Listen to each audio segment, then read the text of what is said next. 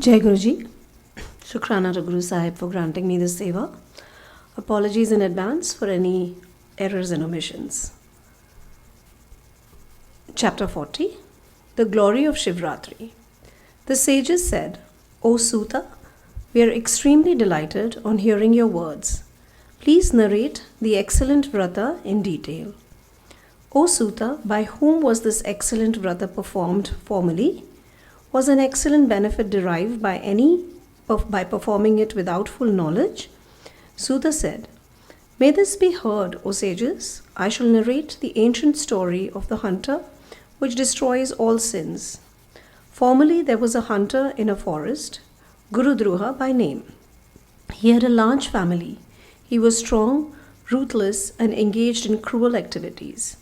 Every day he used to go to the forest incessantly and kill deer. There in the forest he committed thefts also in various ways. No auspicious action was performed by him from childhood onwards. Thus the wicked fellow passed a long time in the forest. Once it was Shivratri day, but the wicked hunter staying in the great forest did not know that. On this occasion he was requested by his parents and wife, who were oppressed by starvation, O forest roamer, give us food. Thus requested, he took up his bow and started immediately for hunting deer. He roamed here and there in the forest. Due to adverse fate, no game was secured by him. The sun too had set, and he was greatly distressed. What shall I do? Where shall I go?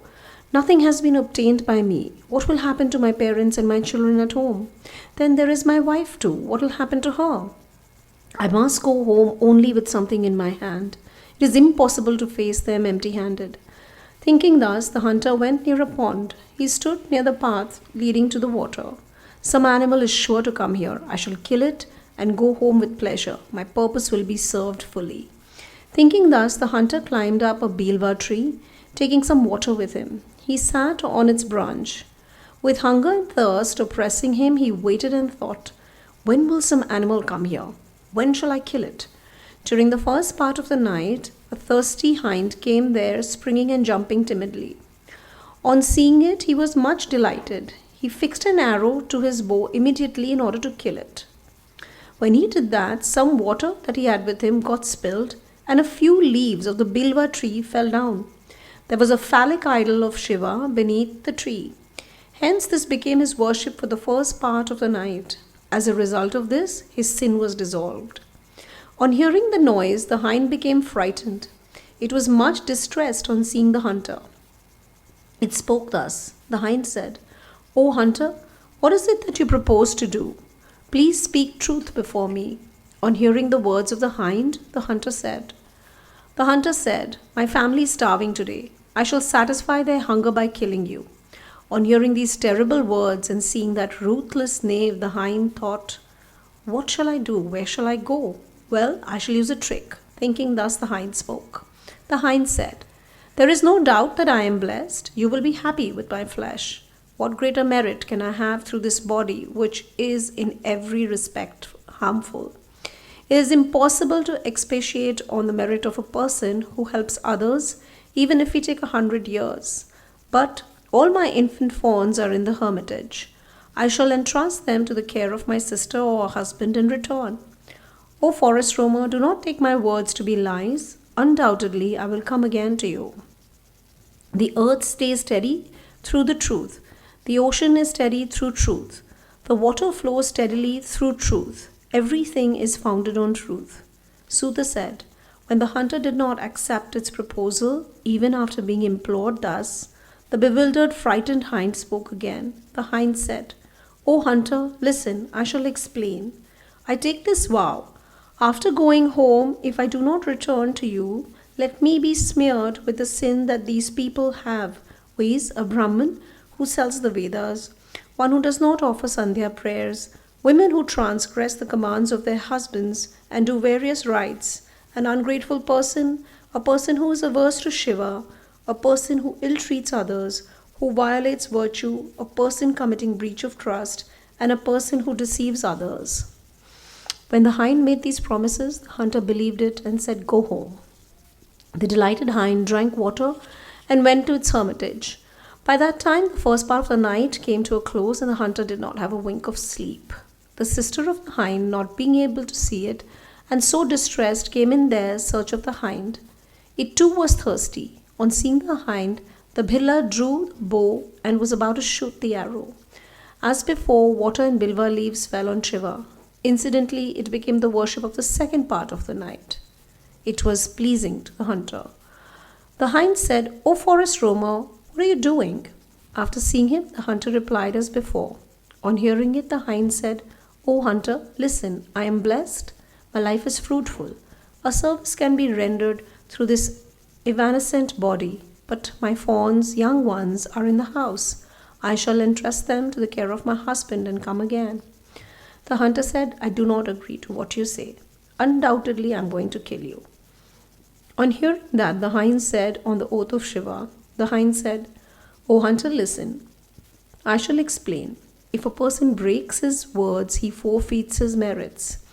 If I do not return, let me be smeared with the sin that accrues to such people who forsake their legally wedded wife and cohabit with another, who transgress the Vedic virtue and follow an imaginary fictitious cult, who profess to be devoted to Vishnu and censure Shiva, who perform the Kshayaha rites of their parents on a Shunyatithi day, and who add insult to injury."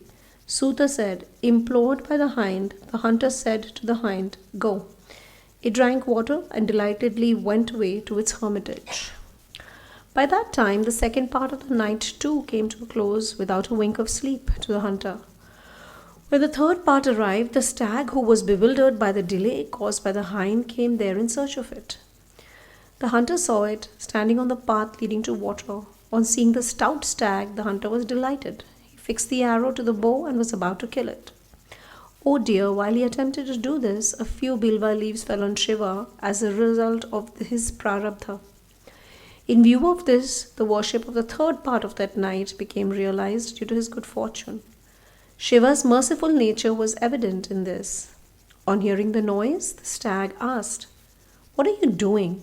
The hunter replied, "I am going to kill you for the sake of my family." On hearing this, the stag was delighted. In his mind, immediately he spoke to the hunter. The stag said, "I am blessed that I am well nourished and enough to satisfy your needs. Of a person, everything is useless if his body is of no avail. If a person does not help others, though he is capable of it, all his efficiency is in vain. He will fall into hell after death. But I must entrust my young ones to the care of their mother. I shall console them and return again." Thus requested, the hunter was much surprised in his mind. With his heap of sins destroyed and with a purified mind, he spoke these words, "O stag, every animal that came here has gone after promising in the manner that you have done now. They have not yet come. You too are in distress now and want to go under a false pretext. How then will I have my livelihood?" The stag said, "O hunter, listen, I shall explain.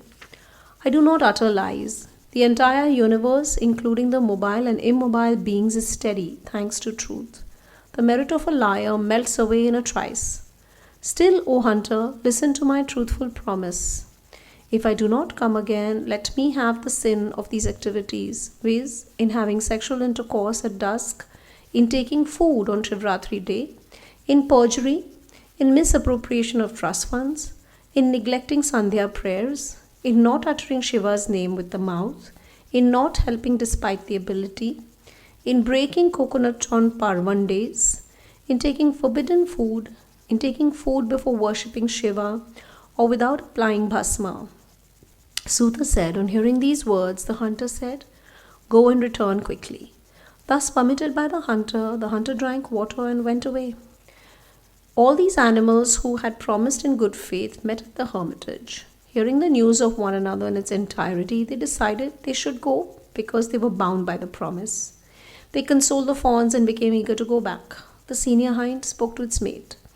"O stag, without you, how can the young fawns stay here? O Lord, it was I who promised at the outset, so I shall go. Both of you stay here." On hearing those words, the junior hind spoke, "I am your servant, hence I go. You shall stay here." On hearing it, the stag said, "I am going there. Both of you stay here. Infants are guarded and looked after by their mothers. On hearing the words of their husband, the two hinds did not consider it righteous. They lovingly told their husband, "Fie upon thy life in widowhood." Then all of them consoled their fawns and entrusted them to the care of their neighbors. They went to the place where the hunter was waiting. The fawns too, seeing all these, followed them, thinking, "Let what befalls them happen to us as well." On seeing them, the delighted hunter fitted the arrow to his bow. Water and leaves of bilva tree fell on Shiva again. Thanks to that, the worship of the fourth part of the night too became auspiciously performed. Thereafter his sins were reduced to ashes in a trice. The senior hind, the junior hind, and the stag said, "O excellent hunter, make our body purposeful. Be merciful to us." Suta said, on hearing their words, the hunter was surprised. Thanks to the power of the worship of Shiva, he acquired perfect knowledge inaccessible to others. The deer are blessed. Though devoid of knowledge, they are ready to help others by offering their own bodies. What have I achieved despite being born as a human being? I have nourished my body by torturing others. I reared my family by committing many sins every day. Alas, what will be my fate after committing all these sins? Sins have been committed by me ever since my birth. What goal shall I attain? Fie upon my life. Acquiring perfect knowledge thus, he withdrew the arrow and explained, "O excellent dear, you are all blessed. You can safely go back." When he said this, Shiva became delighted. He revealed his form that is worshipped and honored by the good. Touching him mercifully, Shiva spoke lovingly to the hunter. "O hunter, I am delighted at this vrata. Ask for the boon you wish to have." On seeing Shiva's form, the hunter became liberated in a trice. He fell at Shiva's feet, saying, "Everything has been attained by me now." Shiva, delighted in his mind, gave him the name Guha. Glancing at him mercifully, he gave him a divine boon. Shiva said, "O hunter, listen. Have your capital at Shringaverapura and enjoy divine pleasures at your will. Your race will flourish without any calamity. O hunter, certainly Lord Rama, praised by the gods, will come to your house. He will make an alliance with you. Cooperating with my devotee, your mind indulged in rendering service to me, you will attain salvation rare to others." Suta said, "In the meantime, having viewed Shiva, the deer bowed to him and attained liberation from their birth as deer. They attained divine bodies, ascended the aerial chariot and went away. Released from curse at the very sight of Shiva, they attained heaven. Shiva became Vyadheshwara on the Arbuda mountain. Viewing and worshipping this phallic idol bestows worldly pleasures and salvation. From that day onwards, the hunter attained godly pleasures and being favored by God attained Sayujya, salvation with Shiva. Even after performing this rite in utter ignorance, he attained Sayujya. What about those who are endowed with devotion? They will surely attain complete identity with the Lord. After considering all Shastras, the sacred rites enjoined by these, Shivratri Vrata has been glorified as the most excellent. Different vratas, various holy centers, gifts of variegated nature, diverse sacrifices, different austerities, and many forms of japas are not quite equal to Shivratri Vrata. Hence, this auspicious vrata shall be performed by those who wish for beneficence. Shivratri Vrata is divine and it always yields worldly pleasures and salvation. Thus, I have narrated the auspicious Shivratri Vrata entirely.